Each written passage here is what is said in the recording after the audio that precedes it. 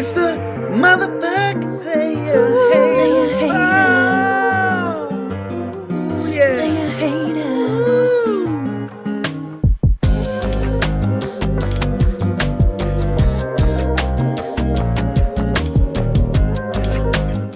What in the HE double hockey sticks is happening right now? It is 9:46 on the East Coast, and there's a podcast being recorded. Well, when I woke up this morning, I was like, you know what needs to happen? Guys, look behind me real quick. These flowers are just beautiful. And I also love how my wife leaves the label on there instead of, showcasing the flower stems. She just leaves the, instructions on there. So, ooh, live right now, this is happening. The label is being peeled off. Why? She'll probably knock over the damn flower pot live too. Look how pretty they are. Those white ones are fake. Those are real. Happy Mother's Day. I wrote that down, by the way. Happy Mother's Day. If you're listening out there, Nick, I think I've heard Jackie sometimes listens to the podcast. Any of you ladies out there that have brought children into this world and became a mother, and happy Mother's Day. All right. Let's talk about week 7 matchups. Look, week 7 showed out for a lot of teams. These were some big victories. Not even really, other than Ray's matchup, close. Like last week we had some 6-4, some 7-4, some 7-5. This week we had some blow ups. And let's talk about them, shall we? All right. So let's talk about Shane and Josh's first, this matchup. This was close in some categories. When you look at RBIs for these two, it was 1. Not in home runs, 5 in the run category, 2 stolen bases. And in the pitching, again, there were some closeness to it. They tied in save plus holds. Shane actually got more quality starts, but he didn't get the wins. And the score ended up being 8-3. But what I wrote down on this is, Shane, you still have hope. I still have hope in believing in your team. And I don't know why I give 2 shits. It's now weird to me looking down there at you, because you've always been such a perennial leader amongst us. And you've got great players. I know that you're probably just as frustrated as I was having Shohei Ohtani on my team last year in the beginning. And then he started putting up crazy numbers. And I can't even remember what number he ended up being, but I believe there's still hope. And he still, hits, gets on base, whatever you want to call it. Yesterday's 0 for 4. It's not what you want, but I just feel like that whole Dodgers organization is in a little bit of a funk right now. When Max Muncy is like your best hitter on the team, something's not right. Will it correct itself? I'm sure it will. But they just acquired Kyle Tucker. Freddie Freeman is still in there. Mookie Betts is about to come back, I think today, as a matter of fact. Let's see. You've got him on your team now. He expects Betts to be activated from the 10-day against the Giants today. So maybe that's what they need. They just need their Mookie back. So, but looking at your roster, I mean, this Otto Lopez has been carrying your team. Vinny Pasquantino starts off slow. He's about to probably start heating up a little bit more. I think you just acquired Mookie, so he's going to take your shortstop position. What is that? Your third base? That may be something you want to look into, But overall, I think this is just a rough start to the season for you. And I know you might want to say, well, wait a minute, Casey, you're always saying. Well, I'm just saying that you put up some 10 to 2s, 10 to 3s, 8 to 3s on your end, and in a couple of weeks, you're looking in a different spot. And here's why I want to give you hope. If memory serves me correctly, last year, Eric was in a very similar position that you're in. And that boy rose all the way to the top. Okay? Into the playoffs. Nobody saw him or Walker coming. And so I'm just saying, there's hope. Don't give it up yet. Now, enough about you, Shane, because, you know, while this is a current event, current topic, in like Flint, I heard that from an Austin Powers movie years ago, obviously, because Austin Powers came out, what, in the 90s? Never have I ever heard of In Like Flynn. Just saying, maybe it's a generational thing because you are a little bit older than me, sir. Not that you didn't get to see Austin Powers, because again, you're older than me, but it's always been In Like Flint to me. And when I researched it, like what Flint, like because of the movie, like what did this Flint guy get? Because the film was a sequel to another movie. I think it was like a spy movie. I guess it was like we were trying to compete with the 007 stuff, I think, maybe. I don't know. I didn't do that much research. But again, to me, it's always been In Like Flint, not Flynn. Same here. And like when you corrected me, I was like, what the fuck is he talking about? Because you and everyone around y'all love to correct me when I mistype. And I'm like, bitch, I'm not wrong. I know that is what I've heard because I've heard it in other situations too. And never have I ever heard of Flynn. So, anyways, we were both right.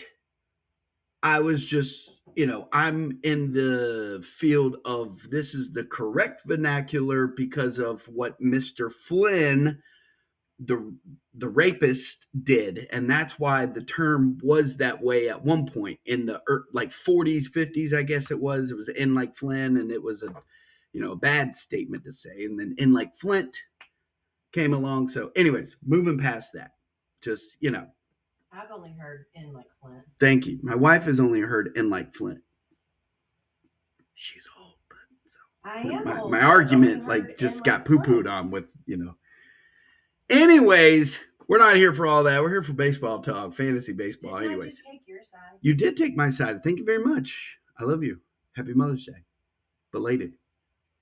Bobby Witt's coming around. If anything, that should also give you hope. Josh has been complaining about Bobby Witt. Bobby Witt's coming around. Josh took this victory 8-3. In the pitching stuff for you, Shane, just, I think you acquired Shane McClanahan, so we can't really talk about him. Merrill Kelly turned in a good quality start for you. When you get Corbin, Shane, and Woodruff back, maybe that'll turn the pitching around. I will tell you, as a person that has been searching this morning on the waivers for pitchers, good luck, because there is nothing. 8-3. Moving on. Another big victory. Troubleshooters. This is Jesus. He's. I don't know how he's doing it, but he's doing it. He went up against Nick, and this is another one. Just a team that is always involved, and it's like, what is happening? Now, he had a bad pitching week of 5.58 ERA, but he won strikeouts.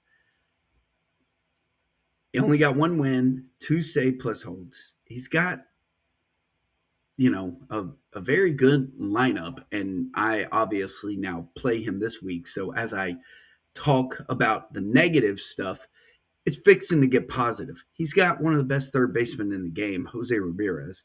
Freddie Freeman's not old,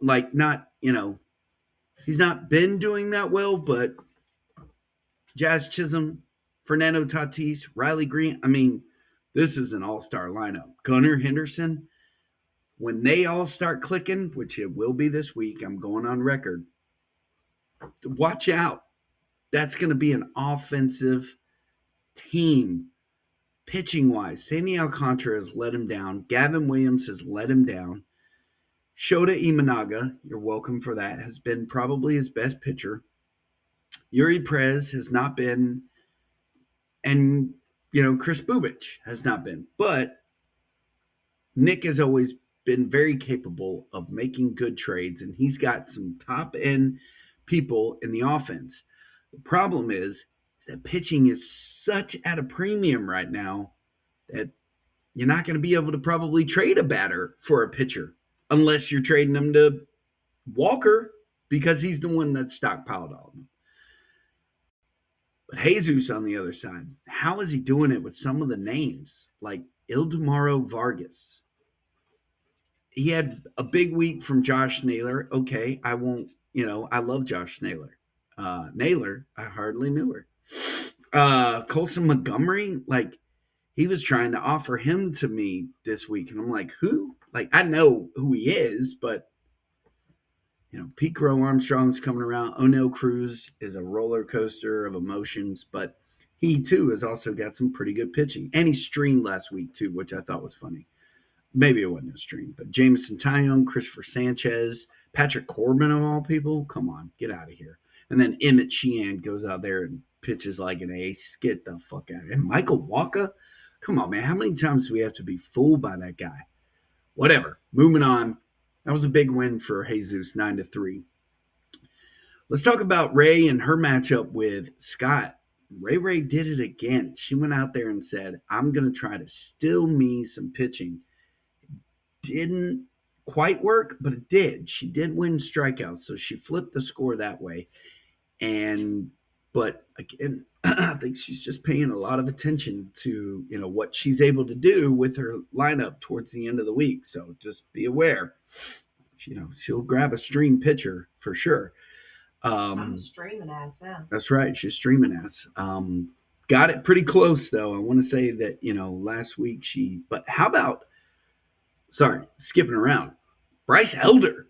Golly, who saw this coming, man? I mean, he is like he went and I think he sought out Greg Maddux and Greg taught him a changeup maybe or a curveball, something. Can't remember the story, but holy balls, he's about to be an all-star again. Now, what will happen in the second half? Like every time Bryce Elder goes out there, when I see that he's on there, I was like, oh my God, we're gonna lose. Now I'm flipping the script and it's like, oh my gosh, like Bryce Elder, my man. And he's just doing his thing. Like, and the Dodgers, like, come on, man. Like, okay. But she went and swooped his ass up.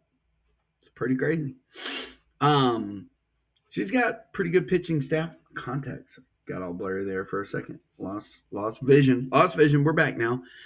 On the flip side, Scott, man, I mean, he is a quiet ninja. Literally, we never hear from him at all in the chat, but I mean, he has just got some bats out there. And then it's like he doesn't. He does, but he doesn't. It's like Tyler Soderstrom's not really done anything. Ryan O'Hearn came back down to life. Bo Bichette has been quiet as a church mouse. And yet, week after week, Scott's putting up some numbers and getting it done. Ray took him down in the runs and home runs. They tied in RBI and stolen bases. And look at how close their average was. 0.003. The OBP, not so much. But this was a closer matchup. And I'm telling you, when it starts just like she's got some offense players. She went and picked up Josh Young. She's got Yordan Alvarez, Byron Buxton, Yandy Diaz, Salvador Perez she went and grabbed. Now, Salvi had not the best week for her, but still, I mean, it's Salvador Perez. He's pretty much playing every day. I don't know. It's just, she might be in the conversation this year. Literally playoff. If she can just get the pitching just right where she needs to get it, watch out. Let's talk about Tatis. There we go. Let's go there. Yankee Tripper versus Show Me Your Tatis. I'm a little curious about the name change there, Brian, if you could, because I liked Agents of Chaos and I really liked the AI um, generated image that I made for you. And then you just poo pooed on that and went with Yankee Tripper. Uh, I think I might know the reason behind it, but I'm just curious. Anyways, who is curious is Ashton, newcomer Ashton. Now he put up some big home run numbers last week and 34 runs, and those are the two stats that he got. He lost RBIs, stolen bases, average, OBP, but some close stats there. In average and OBP, he only lost by 2 stolen bases. Pitching, not quite where he wants it. He put it out there. I need a pitcher. Well, so does everybody else, kid. So good luck. And then I'm telling you, you don't want to trade too much offense away. Because if you don't have a balance, then it's just going to hurt. So it's like if we give away a perennial pitcher, somebody's going to want Julio, Xavier, or Bryce Harper. And if you look, those are some of your top 3 workhorses, my guy. You don't want to be filling in the void with like Cedar Rafaela, even though we did have a good week for you. This Jeremiah Jackson is not the answer at third base for you, in my opinion. You got Matt Chapman, but he has been kind of quiet as well. On the flip side, Brian's getting it done. He's got some pretty good stats from Michael Bush over the last couple of weeks. Ozzy Albies, welcome back, even though last week was a little quiet. How about the other KC out there getting it done? Casey Smith, again, not the best average either. Ellie De La Cruz, does like this, but the dude's, crazy. Nice trade for Seiya Suzuki and Wilyer Abreu. They put up some big numbers. I could have used the Wilyer stats last week. So, again, Brian getting it done. Pitching wise, pretty good names out there, maybe. Joe Ryan. Logan Webb will come back healthy. Eduardo Rodriguez had a pretty good week. I don't think Griffin Canning is the answer. How is Nick Martinez doing it? And on the flip side, Ashton has Max Fried. That's really it. So, yeah, he recognizes. That's, I accept that. He recognizes he needs pitching. I guess right now, the only thing you can do, kid, is look at the best possible waiver wire pickups. That's all I can say. So we've gone over everyone but myself and Walker and Eric's matchup. So let's just get into it. This was not the matchup of the week. It was not dubbed the matchup of the week by myself last week. But it was pretty close. Face it, Eric. It was close. I took you down in RBI and stolen bases. You went into extra innings, and Luis Arias comes around and gets you the winning run category. I think you hit 2 more home runs on Sunday to take over the home runs. The average in OBP, just whatever. But you dominated in pitching. There was, I love it. It's like, it's par for the course with Eric. Bitch, bitch, bitch, bitch, bitch, bitch, bitch, bitch, bitch, bitch, bitch, bitch, bitch. And then when somebody else bitches, all of a sudden I'm a bad guy. I'm the worst guy I can't take a loss. I'm a dick, yada, yada, yada. But somebody else bitch, bitch, bitch. And yet he's bitching, and he bitches about the first inning. And then Jose Soriano goes out there and dominates and does exactly what he traded for him. He had one, a bad matchup, and then he goes out there and does that. But it's so funny. It's like when someone else does it, it's just, but when I do it, let's all just, make it, well, fuck y'all, whatever, dudes, whatever. I'll be that guy for y'all. I'm that guy for y'all every year. And I just am more descriptive and talk more trash about, losing. And yeah, because I'm just like everybody else, fuck faces. I don't like losing either.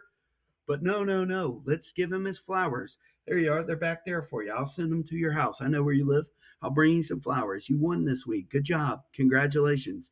And I don't think you moved the needle at all, beating me 9-2. But what Eric will say is, I'm coming back. Like, I've got some great, Pete Alonso was ranked 75th last year, and he was drafted number 1. And don't give me shit either about making fun of how you always just go about selling players and talking yourself up and this is you, dude. That's me. I am who I am every year. You're who you are every year. This is just how it is. This is what you do. You bring out these players like Luis Arias was, when he was drafted out of Ohio State University. Well, guess what? He he was drafted 3rd overall. He's a pretty perennial player. He's pretty good.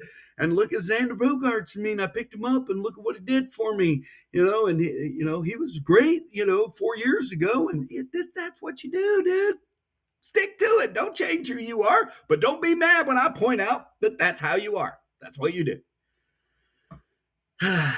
Anyways, speaking of, you pick up Xander, and look at that. He wins you the week. Congratulations. That's the name of the game. You pick somebody up, they do great for you, and you're like, oh, I'm going to keep him. And then this week, when he doesn't do shit for you, you're going to drop him. Okay. But maybe Xander's back. I don't know. But he's probably going to point out the fact that, oh, man, he's ranked 96, top 100. I don't know why you went all redneck on me there, but whatever. Anywho, I'm going to get off your dick. Congratulations. You won 9-2. Awesome sauce for you. You have a good team. You've got Pete Alonso. You've got Kyle Tucker. You just traded for Chase DeLauder. You didn't like him last week. You'll like him this week. And you're about to get Jeremy Pena back, maybe. And you get Roman Anthony, blah, blah, blah, blah, blah, blah. Your pitching is, whatever. Jose Soriano sucks one day. He's awesome the next. On the other end, this Edward Cabrera is just, Peyton Tolley let me down. I didn't have anybody like losing. I didn't get a save plus hold until Sunday, and I got 2 of them. That's an entire week of not seeing a relief pitcher do anything. I don't even think Matt Strom came in until yesterday either. Maybe it was Saturday. It's depressing. Anyways, pick up Sean Burke. He lets me down. But I didn't even have that many pitchers. I think I only had like 6. Cole Reagans, lost the start from him. Again, Ashton, pitching. Gotta have it. I gotta have it. I traded away pitchers, and now I don't have them. Bad move on my part. So there you go. 9-2. Eric wins. Congratulations. But we got to talk about it. I made a graphic. I will post it right here. Hope y'all enjoy it. I do love using AI for that. Rally Monkeys took it to Jason. 7-3 was the final. Pretty abysmal batting stats for old Walker this week. Just not what you want. And I'll say this to Jason. When you look at it on paper, these were very close pitching stats as well. You lost by 1 quality start. You tied in wins. The ERA was very close. Strikeouts, he got you in, but I want to say he's probably got a few more pitchers than you or just whatever. But when did you get Bubba Chandler? Somebody drop him or something? Okay. But Blake Snell had a bad start. His 5 strikeouts. I was watching that game.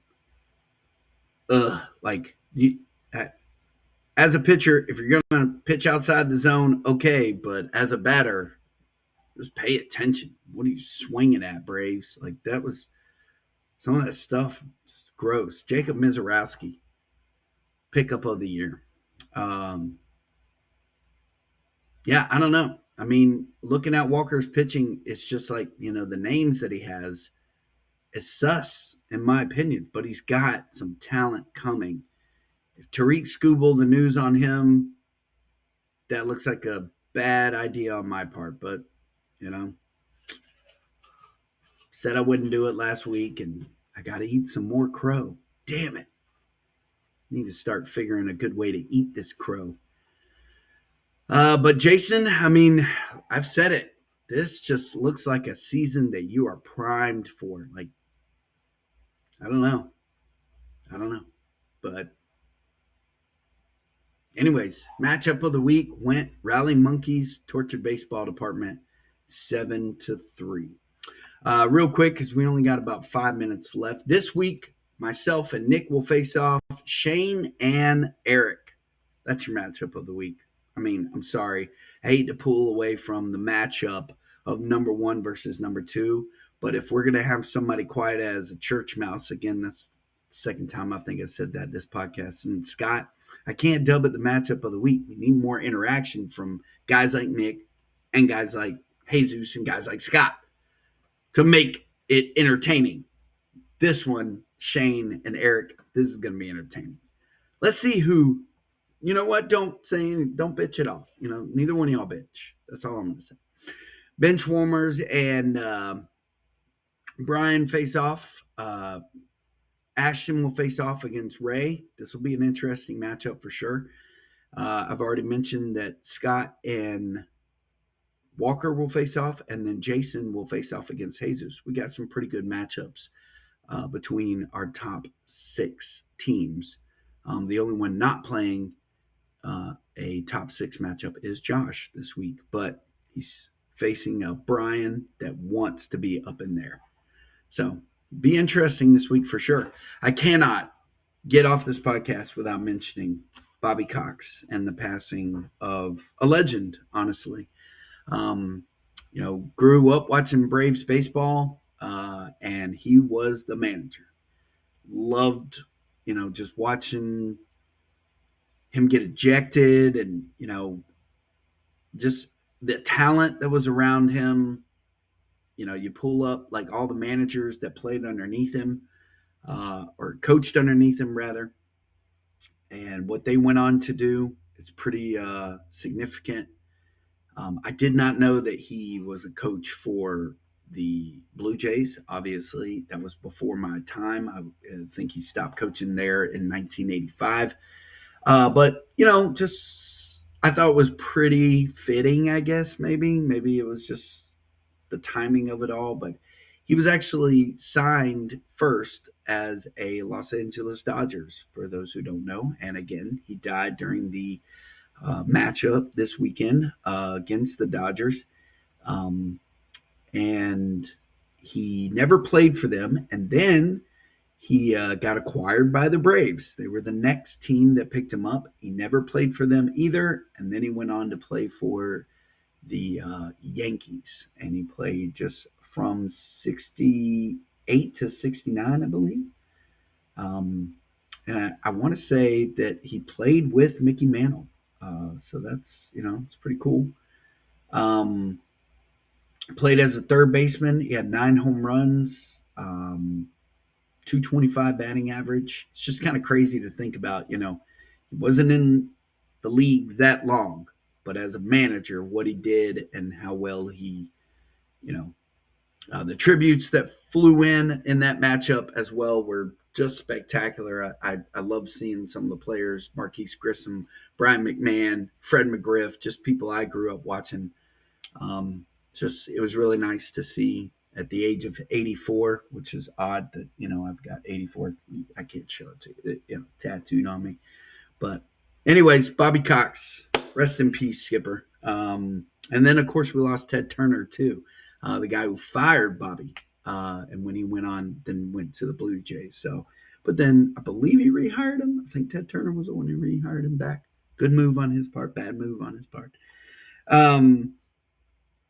That's it. That's all I got. Oh, I put a video in the chat. I thought it was kind of crazy. I just pulled up my phone right before I was about to do this podcast, just to see if there was anything, that I wanted to talk about in the world of baseball. Did y'all see the fan catch not 1, not 2, but 3 foul balls in 1 inning? That is crazy. Okay. And they always say, like, you always hear the little saying, like, man, that guy needs to go play the lotto. Maybe that is his lottery ticket. That was what he was supposed to win today. Like, don't press your luck and go and try to, win the lotto. Like, no, that was what you got today. That was your shining moment. There you go. That was your lottery ticket for the day. All right, guys. We're in week 8. It's crazy. Season's almost at 10 weeks. Shane, I believe in you. I don't know why. It's the motherfucking